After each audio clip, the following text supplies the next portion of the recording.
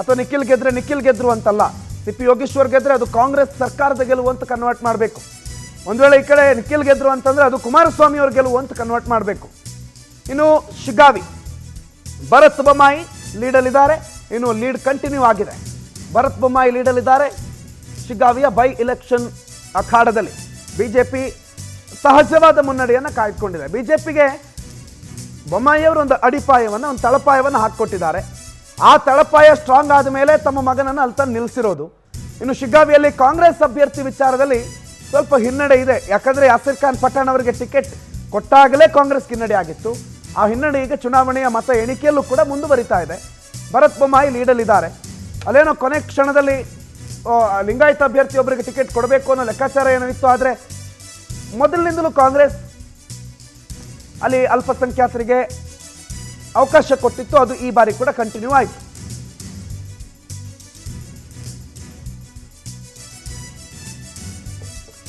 So Bharat Bommai ಈ ಬಾರಿ ಮತ್ತೆ ಮುನ್ನಡೆಯನ್ನ ಉಳಿಸ್ಕೊಂಡಿದ್ದಾರೆ, ಮುನ್ನಡೆಯನ್ನ ಕಾಯ್ದುಕೊಂಡಿದ್ದಾರೆ. ಈ ಮುನ್ನಡೆಯೊಂದಿಗೆ ಮುಂದುವರಿತಿದ್ದಾರೆ.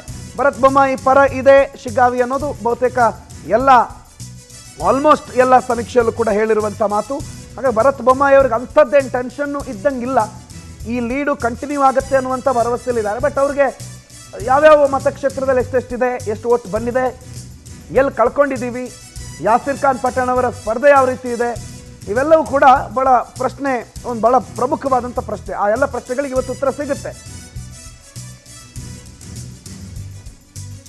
ಸೊ ಭರತ್ ಬೊಮ್ಮಾಯಿ ಲೀಡಲ್ಲಿದ್ದಾರೆ. ಭರತ್ ಬೊಮ್ಮಾಯಿ ಅವರನ್ನ ಗೆಲ್ಲಿಸ್ತಾರಾ, ಸೋಲಿಸ್ತಾರಾ, ಈ ಲೀಡನ್ನು ಕಂಟಿನ್ಯೂ ಮಾಡ್ತಾರಾ ಅನ್ನೋದು ಬಹಳ ಪ್ರಮುಖ ಪ್ರಶ್ನೆ. ಶಿಗ್ಗಾವಿಯಲ್ಲಿ ಕೊನೆ ಕ್ಷಣದಲ್ಲಿ ಲಿಂಗಾಯತ ಅಭ್ಯರ್ಥಿ ಕೊಡಬೇಕಾಗಿದ್ದಂಥ ಟಿಕೆಟು ಅಲ್ಪಸಂಖ್ಯಾತ ಅಭ್ಯರ್ಥಿಗೆ ಹೋಗುತ್ತೆ.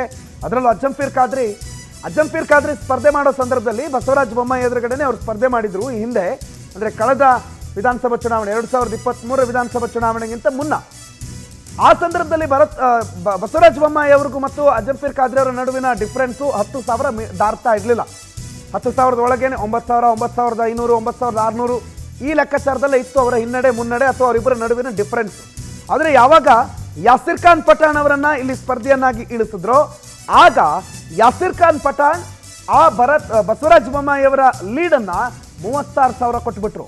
ಅಂದರೆ ಕಂಪ್ಯಾರಿಟಿವ್ಲಿ ನೀವಲ್ಲಿ ಸಾಮಾನ್ಯ ಮತದಾರ ಹೇಳ್ಬೋದು, ಇಲ್ಲ ಅಜ್ಜಂಪೀರ್ ಖಾದ್ರಿ ಇದ್ದಾಗಲೇ ಒಳ್ಳೆ ಫೈಟ್ ಇತ್ತು, ಅದಾದಮೇಲೆ ಯಾಸಿರ್ ಖಾನ್ ಪಠಾಣಿಗೆ ಕೊಟ್ಟ ಮೇಲೆ ಫೈಟ್ ಕಮ್ಮಿ ಆಯಿತು, 36,000 ಮತಗಳ ಅಂತರದಲ್ಲಿ ಬಸವರಾಜ ಬೊಮ್ಮಾಯಿ ಗೆದ್ಕೊಂಡ್ಬಿಟ್ರು ಅನ್ನೋ ಮಾತುಗಳಿತ್ತು. ಬಟ್ ಅಚ್ಚರಿ ಅನ್ನೋ ರೀತಿಯಲ್ಲಿ ಮತ್ತೊಮ್ಮೆ ಯಾಸಿರ್ ಖಾನ್ ಪಠಾಣ್ ಅವ್ರಿಗೆ ಟಿಕೆಟ್ ಕೊಟ್ಟರು.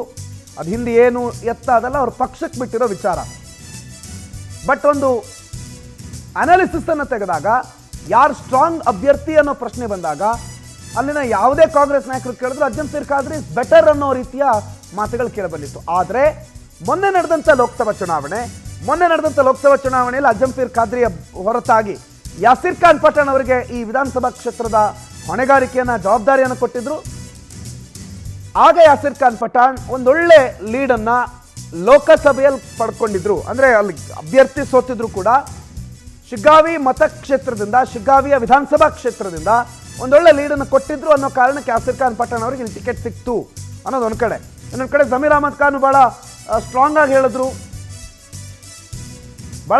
ಹೇಳಿದ್ರು ಇವ್ರಿಗೆ ಕೊಡಬೇಕು ಅನ್ನೋದನ್ನ ಭಾಳ ಸ್ಟ್ರಾಂಗ್ ಆಗಿ ಹೇಳಿರೋದ್ರಿಂದ ಅವ್ರಿಗೆ ಟಿಕೆಟ್ ಸಿಕ್ತು ಅನ್ನೋ ಮಾತುಗಳು ಕೂಡ ಇದೆ.